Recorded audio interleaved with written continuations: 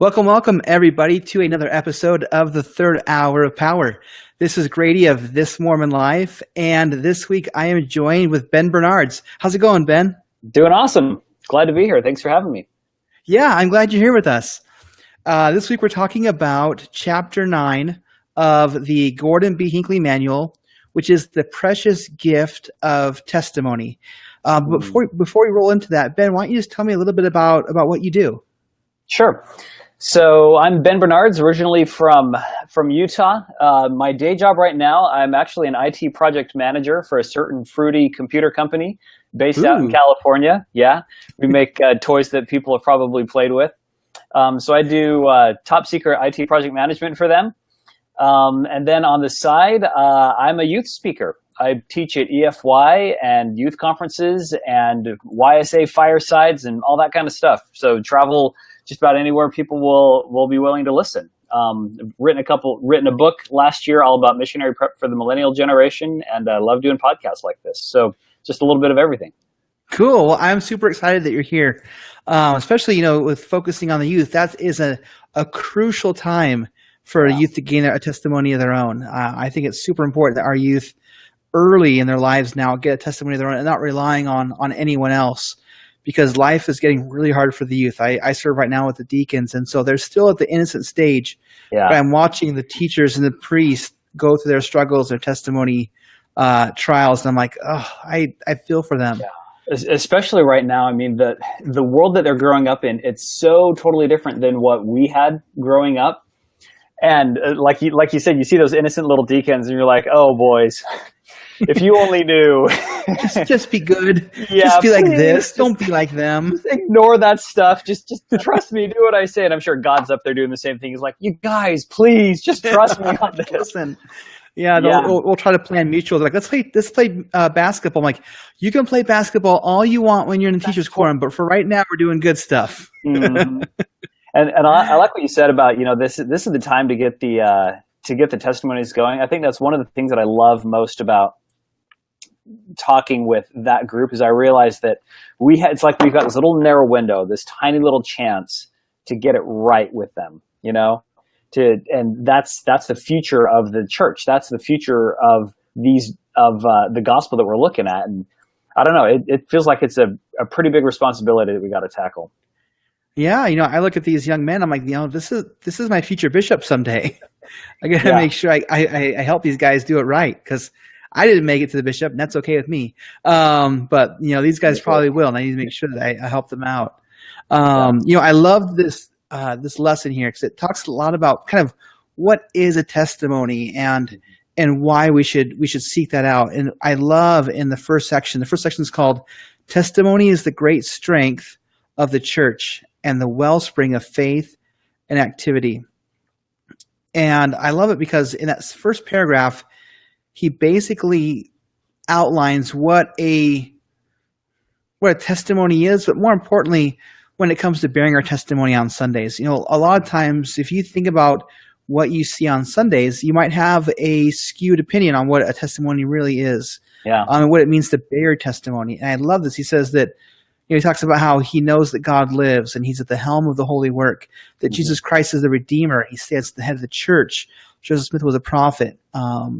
And that the priesthood was restored, and that that the Book of Mormon is true. And so, if you've ever been worried or don't share your testimony on Fast Sunday because you think, I don't really have a really huge, awesome story about how I was, the Holy Ghost appeared to me in vision or anything like that, that's okay. This first paragraph here, that's what a Sunday testimony is.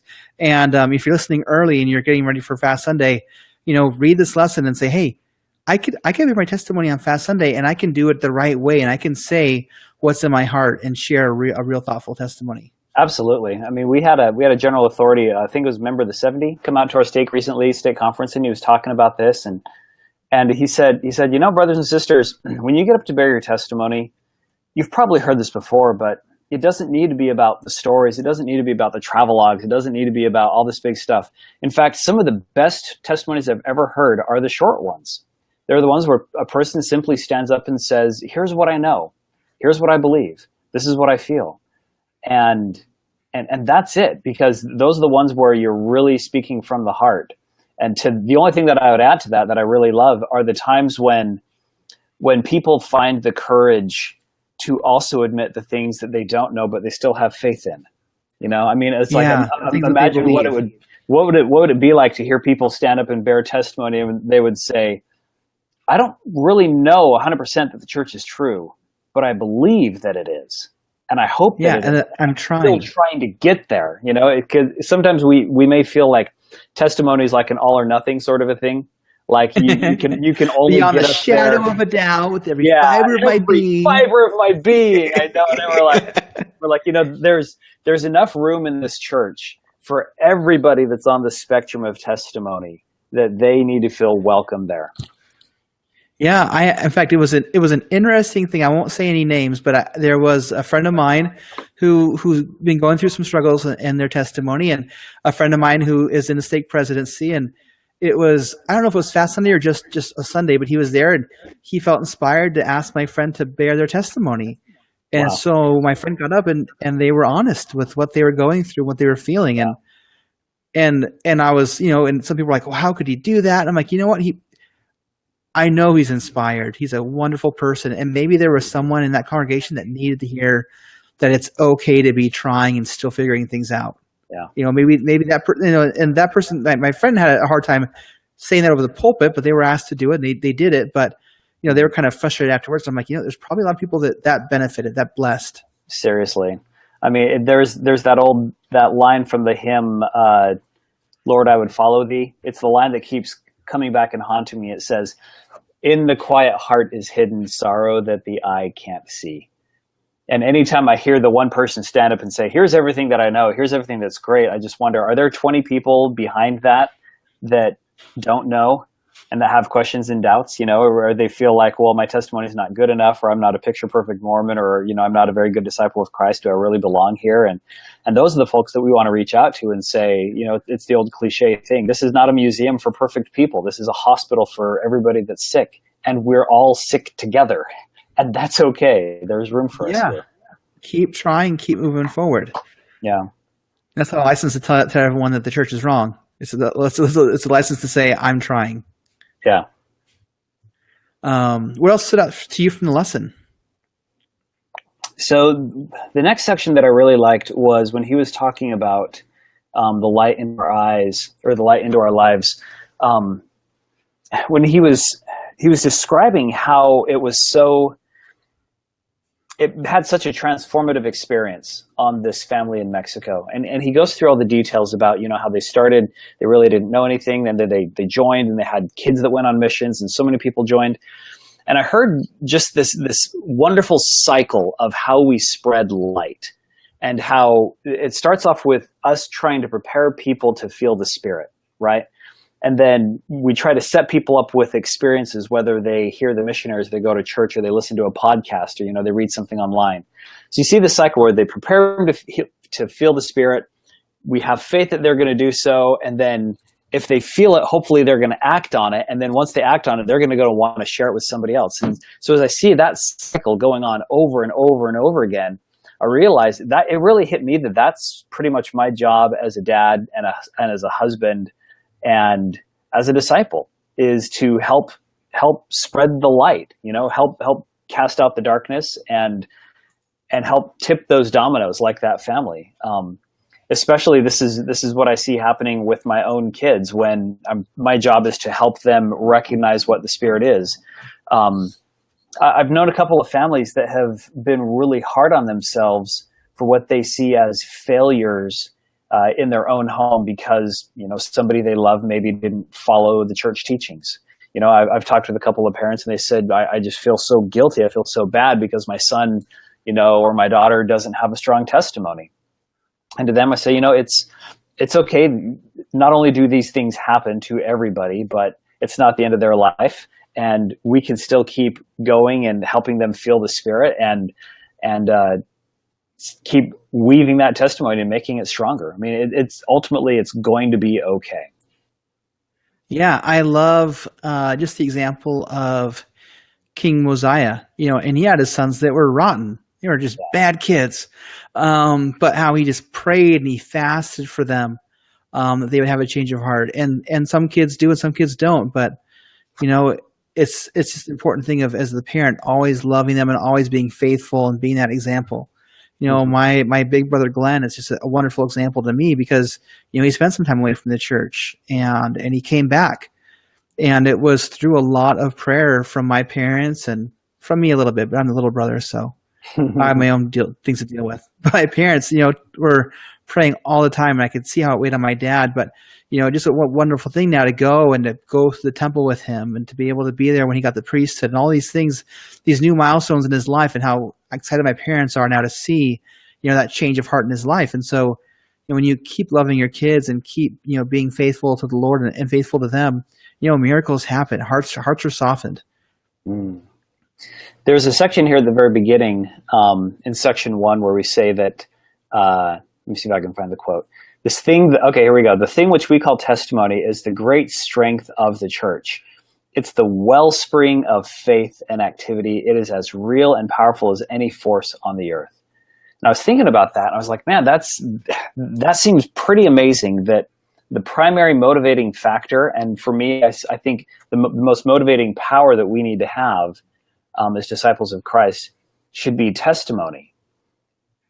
I think that's a wonderful ideal. I also think that sometimes the reality is, unfortunately, we use things besides testimony to try to motivate people. You know, sometimes we use fear of punishment. Sometimes we get manipulative. Sometimes, and I've heard over the pulpit, I've heard, you know, guilt or bribes or shame or even cultural expectations. You know, it's like how many missionaries have said, well, I'm going on a mission because everybody kind of expects me to, because I don't necessarily have a testimony of it, you know? And so I love this reminder from President Hinckley where he says, look, this should be the motivator.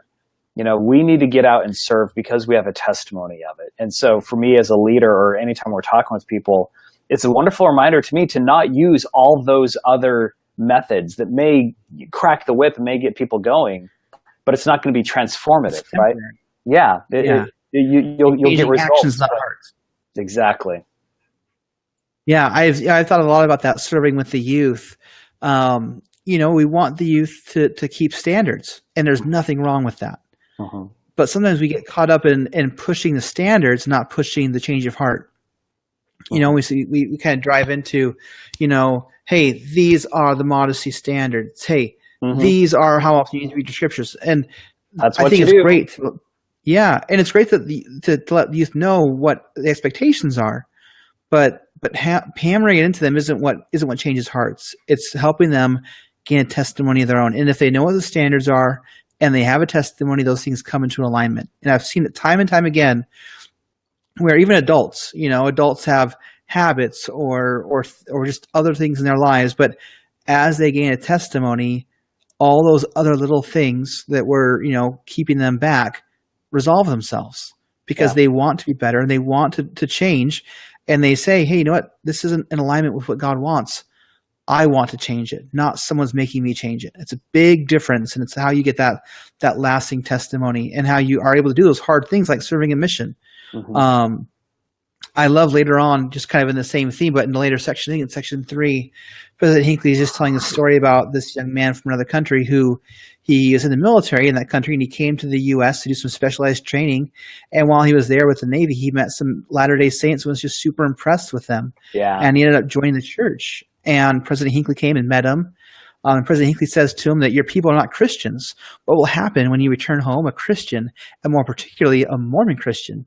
And, you know, the young man, he says, my family will be disappointed. They may cast me out and regard me as dead. As for my future and my career, all opportunity may be foreclosed against me. President Hinckley asks, you know, are you willing to pay so great a price for the gospel? And I love his President Hinckley's just the way he ends this is that his dark eyes moistened by tears shone from his handsome brown face as he answered, it's true, isn't it? Ashamed for having asked the questions, I responded, yes, it is. It is true. To which he replied, then nothing else matters. Touch down. I mean, that is so beautiful. I mean, it's like, honestly, sorry if I'm going to geek out here for a second, but that's like Han Solo in episode 7, right? When he's with Rey and they're like, and he's like, no, it's true. All of it. I mean, all of it. Yeah, it's true. And because nothing else matters. I mean, I mean, that's a mic dropping moment right there. President Hinckley, you say, okay, Yeah. there you go. I mean, that's what it is. I'm sorry, I give up. Yeah. And that's the thing is that, when we have a strong testimony, we can do those hard things and we can do the things that were expected. But it's got to come from that. It's got to come from the Spirit helping us understand these things. Yeah. And I love, just to kind of help, bridge that gap. I love here it is in section 3, talking about Jesus Christ. And he tells us, how to get a testimony. And it quotes John 7:16-17. It says that my doctrine is not mine, but his that sent me. If any man will do his will, he shall know the doctrine, whether it be of God or whether I speak of myself. When it comes to getting a testimony, if there's things that you struggle with that you're wondering, do I really have to do this? Do I really have to pay all my tithing? Do I really have to go to the temple all the time? Do I really have to read scriptures every day? Try it and see how your life is blessed. Yeah. And if your life isn't blessed by giving a real worthwhile effort, then maybe that's not what you need to focus on right now. But I know that when you do the things that you're asked to do, like read scriptures, attend the temple, it changes your life. It changes your life for the better. That's how you get a testimony. It's so good when we help the people realize the connection and the distinction between the what of all the principles and the programs and the rules and the why we do it, right? That's like you're saying with the youth. We can hound them on the rules and the all the standards and all that sort of a thing, but unless they understand the why that's behind it all, it's not going to stick. And that, it goes for adults as well. We can sit there and tell them all the different things that they have to be doing, but if they don't understand the why behind the what, then it's not really going to matter. To use a non-church related example, I saw this in my own life. A couple of years ago, I was training for a big long race. I was going to go running outside for insane distances, and and I had followed. I cannot relate to that at all. and I had followed a handful of training plans and recommendations, and people said, "Oh, you should do X, Y, Z," and I was like, "Okay, whatever. I can figure this out." I put one foot in front of the other, and I kind of do it a little bit faster every now and again, and I'll be fine. And I wasn't fine. It's like my body was like, "No, this isn't working." This isn't how this works. Yeah, seriously. You thought that you could run, but you can't run, so don't even try. And so a friend of mine recommended that I get a book that was written by a running coach. And he's like, okay, come on, what have you got to lose? I mean, this guy's a running coach. He does this for a living. He knows what he's talking about. And so I go reading through this book, and he explains the science behind what's happening in your heart, what's happening in your lungs, what's happening in your muscles, what's happening in your blood, all these different things. And he spent like 3 or 4 chapters. And I remember feeling so impatient. I was like, dude, skip to the training plan. Just tell me how far I'm supposed to run tomorrow, how fast I'm supposed to be going. Just give me the checklist, right? I want to be able to mark off all the runs every single day. But he didn't just get there. And he actually said, he's like, look, if all you're looking for is a training plan, it's in chapter 6 on this page. But please just trust me, you're going to want to get this. And so I was like, okay, fine, I'll bite down. And so I studied all of the science, and there was stuff that I wasn't sure about. And I went back and I was cross-referencing stuff, and I wanted to take it really seriously. And once I read it and I understood it, I'm like, okay, I know what he just told me to do. And now I can look at the training plan and I can see what's going to happen. Now let's go put it to the test. And so I went the next day, and on the training plan, he was like, okay, you only need to run a short distance. And I was expecting a really long one for that first run. He's like, no, okay, run 75% of the total distance. Exactly. And I'm like, what? And it didn't make sense. But then the funny thing happened at the end of the 18 weeks, which was a long training plan for this. My overall pace got faster. I shaved 30 minutes off of my personal record for that particular distance, which was huge for me. I felt leaner and healthier than I ever had before. And I remember looking at this and going, okay, I think I'm seeing something here. I find a guy who knows what they're talking about. I listen to what they have to say. I put it into practice, having faith that it's actually going to work out. I try it and I stay persistent with it. And then I saw the results. And I remember looking at my wife going, are you kidding? It was like, that's all we had to do. We had to try. That's all it was. It's like the most obvious gospel parallel in the world. But it's true. All of it, it works. Yeah. If you do it, you'll know. Yeah, I totally agree with that. I think that's the biggest thing here is that, if you're someone who's struggling with your testimony, you're not quite, there's things you're not sure of, try it. Give like Al Fox would say, your real try at it and see how the Lord blesses you. Like with tithing, prove me now herewith and see if I won't open the windows of heaven unto you. Those are the real blessings that come when we go out in there and we try. And that's how testimony is gained. Is when we do it, we try and we feel the blessings, we feel the Spirit, and then we start to know. We start like Alma talks about the seed. That seed starts to grow. Mm-hmm. Well, Ben, any last minute things to add to this lesson before we wrap things up? Yeah, I would say a thing that I think is always helpful to remember when we're talking about testimony is what testimony isn't. And this may seem like a funny distinction, but I think it's helpful. Because sometimes in our Mormon culture, sometimes we use a lot of shorthand language to describe testimony that sometimes is not 100% accurate. Testimony is not supposed to be like goosebumps.